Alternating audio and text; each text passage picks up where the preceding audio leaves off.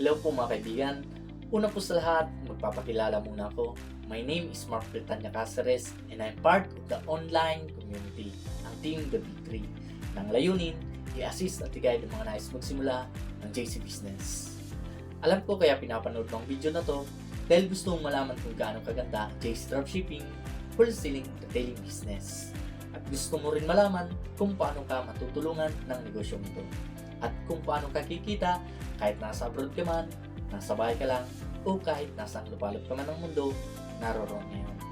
Dahil ang pag-uusapan po natin negosyo, ang kailangan mo lang ang cellphone mo na connected sa internet. At pwede mo nang gawin itong hybrid business. Marami na din po nakakita ng business opportunity na ito. Yung iba nakita lang na interest sila pero hindi sila na-take ng action tulad ng ginawa mo na nag-research ka ng video explanation o minessage mo ako at ibinigay ko sa iyo ang business orientation na ito. Kaya mo ito napapanood ngayon dahil nag-take ka ng action. Ngayon, mas ahead ka na sa mga interested din sa business na ito. Simulan na po natin pag-usapan ang JC Business. Uso na po kasi ngayon ang JC Dropshipping, wholesaling and retailing business. Simula po pandemic hanggang sa matapos ang pandemic, nagkaroon na po tayo ng new normal. Napakaraming tao na po ang kumikita gamit ang kanilang cellphone na connected sa internet. Ito po yung JC Dropshipping and online selling at merong wholesaling and retailing. Ano nga ba ang dropshipping? In demand po ito ngayon at for sure nakabili ka na din online. Tama? Kagaya po sa Lazada, Shopee, TikTok, super in demand po ito at malaki ang pwede mong kitain. At hindi mo kailangan maglabas ng malaking pera para magnegosyo ng JC Dropshipping and online selling. Regarding naman po sa retailing, ito yung pagbibili mo ng produkto ng paisa-isa o kunti lang. Kikita ka dito kaso di ganun kalaki dahil di rin ganun kalaki ang makukuha mong discount kapag binili mo ang mga items. Kasi bibiliin mo lang siya ng paisa-isa, padala-dala, o tatlo. In demand rin ito at kikita ka rin talaga. At syempre meron din tayong wholesaling. Ito naman yung bultuhan. Bibilhin mo yung produkto ng maramihan. Kaya mas malaki ang discount na makuha mo from the supplier. Kaya kapag ibinenta mo ng tinitingang produkto, mas malaki ang kikitain mo. In demand po ito at mas malaki ang profit mo.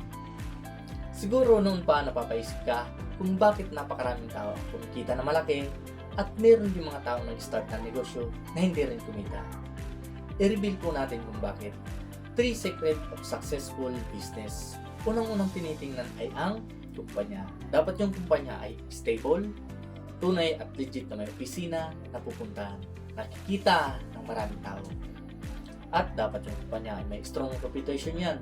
At maging yung mga business owner, dapat ay may reputasyon.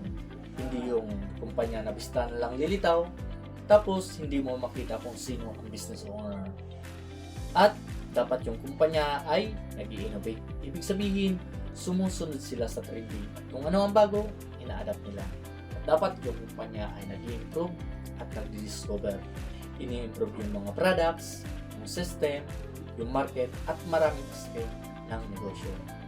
Pangalawang sekreto ng successful business ay yung produkto. Dapat yung produkto ay top quality yan, hindi basta-basta, trusted by people and personalities. Dapat maraming gumagamit na tao, maging mga sikat, ginagamit ang produkto. At dapat may international recognition yan. Like, approved siya sa ibang bansa, hindi lang dito sa Pilipinas. Lalong-lalo na sa mga bansang may higpit. And lastly, profitability. Dapat malaki ang margin mo, o kikitain o tutubuin mo kapag nabenta mo ang mga produkto. At dapat yung produkto ay in demand. Kumbaga, kailangan siya sa pang-araw-araw. At available siya anytime and anywhere. So, isummarize po natin. Para maging successful ang isang negosyo, dapat laging tinitingnan kung maganda ang produkto, maganda ang kumpanya, at malaki ang kikitain mo. At kapag check ang lahat ng yan, for sure, magiging successful ang negosyo. At ito ang good news. Sa JC Business, kapag nagsimula ka ng JC Dropshipping, wholesaling and retailing business, ang kumpanya ay subok na. Since 2014 ang JC Premier at ang House of Franchise ay since 2006. At ang mga produkto, hindi lang sikat dito sa Pilipinas, maging sa ibang bansa. At malaki ang pwede mong kitain, 20% up to 60% at merong pang bonus na 8 ways to earn. Kung gusto mong simula ang JC Business, message mo lang ako at isisend ko sa iyo ang buong detalye at orientation ng negosyo para masimulan mo na sa lalong madaling panahon ang negosyo nito. See you in my inbox and God bless you.